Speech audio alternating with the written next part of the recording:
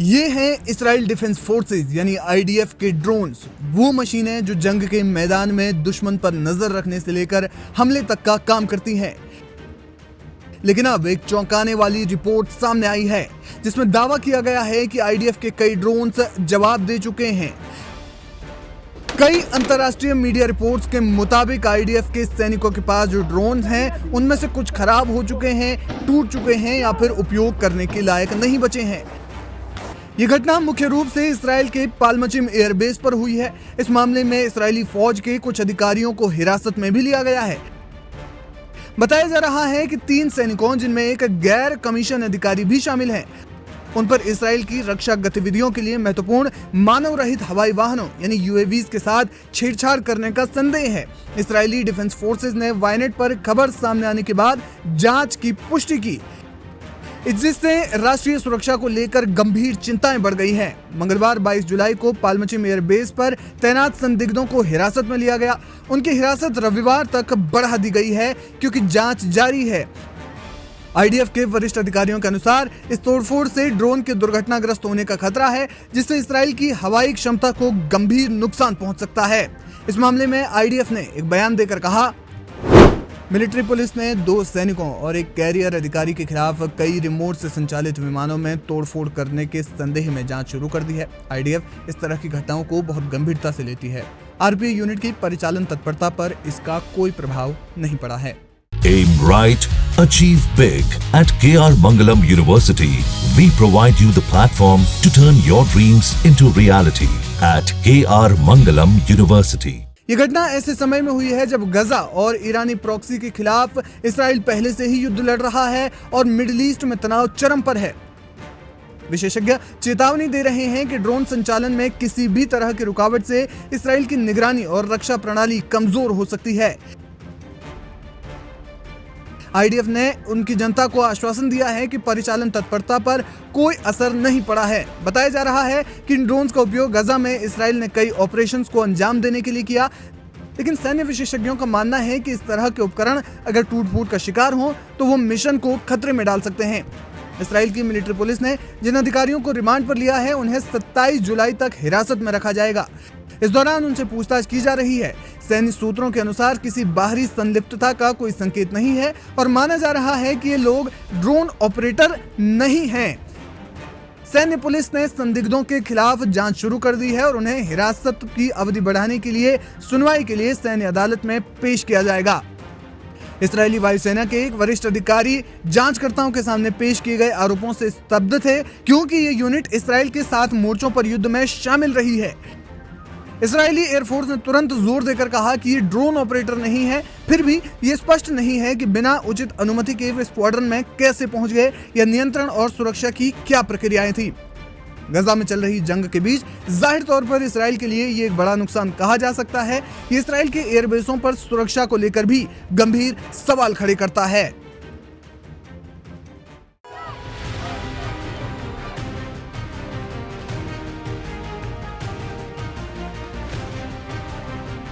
Gaza में एक बार फिर हालात बेकाबू हो गए हैं।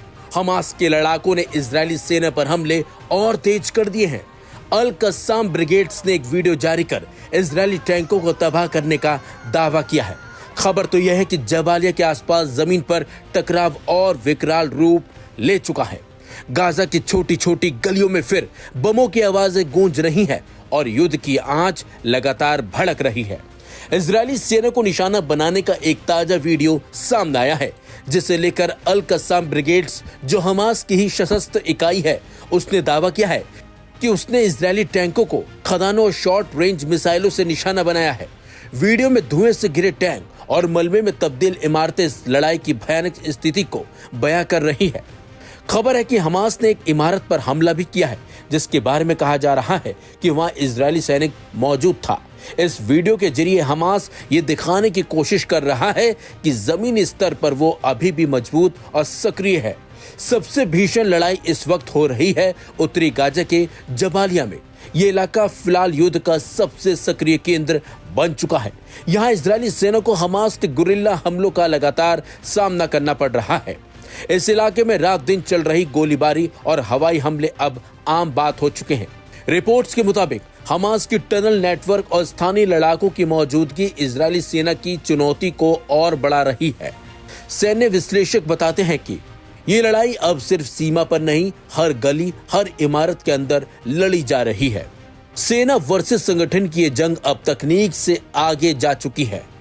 Aim right, achieve big. At KR Mangalam University, we provide you the platform to turn your dreams into reality. At KR Mangalam University. Hamas की हिट एंड रन रणनीति, सुरंगों का जाल और एंटी टैंक मिसाइलें, ये सब इजरायली सेना को भारी नुकसान पहुंचा रहे हैं। जबकि हर बार की तरह इजराइल का दावा है कि उसने कई सुरंग मार्ग और हथियार गोदाम तबाह किए हैं, लेकिन जमीनी सच्चाई ये है कि संघर्ष अभी थमा नहीं है। यानी कि अब यह साफ हो गया है कि गाजा की जमीन इस समय युद्ध भूमि बन चुकी है, जहां हर दिन दर्जनों जाने जा रही हैं। नागरिक सबसे ज्यादा प्रभावित हैं और मानवीय संकट अब गहराता जा रहा है। अंतर्राष्ट्रीय समुदाय भले ही शांति की अपील कर रहा हो, लेकिन फिलहाल मैदान में सिर्फ गोलियों की गूंज सुनाई दे रही है।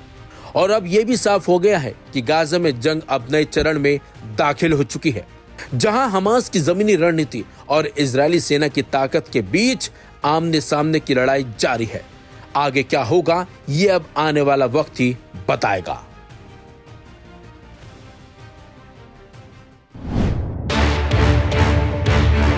در جنگ محکم بود.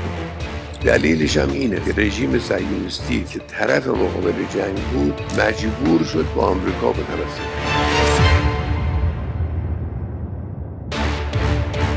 ईरान के सुप्रीम लीडर, जिन्हें वहां रहबरे मुअज्जम भी कहा जाता है, इमाम आयतुल्ला अली खामेनी पिछले कुछ दिनों से दुनिया भर में ज्यादा चर्चा में रहे हैं। एक तरफ तो इसराइल अमेरिका खामेनी की जान के पीछे पड़े हैं, तो दूसरी तरफ इमाम खामेनी के नेतृत्व में ईरान ने इसराइल को अंदर घुस कर मारा है। ایران به نسبت به جبهه مقاومت انجام میدن قطعا پاسخ دندان شکنی رو دریافت خواهند کرد. 13 जून को इसराइल के ईरान पर पहले किए गए हमले के बाद ये ईरान का पलटवार था। ऐसे में मुस्लिम वर्ल्ड भी सैयद आयतुल्ला अली खामेनी को अपने नए लीडर के तौर पर देखता है। सोशल मीडिया पर इमाम खामेनी का दुनिया के एक मशहूर और बेहद पसंद किए जाने वाले लीडर के साथ एक पुराना वीडियो वायरल हो रहा है। ये वीडियो है इमाम खामेनी और साउथ अफ्रीका में रंग भेद के खिलाफ लंबी लड़ाई लड़ने वाले नेल्सन मंडेला का। सोशल मीडिया पर लोग कह रहे हैं कि ये वो खास दिन था जब दो इंसाफ पसंद नेता आमने सामने थे।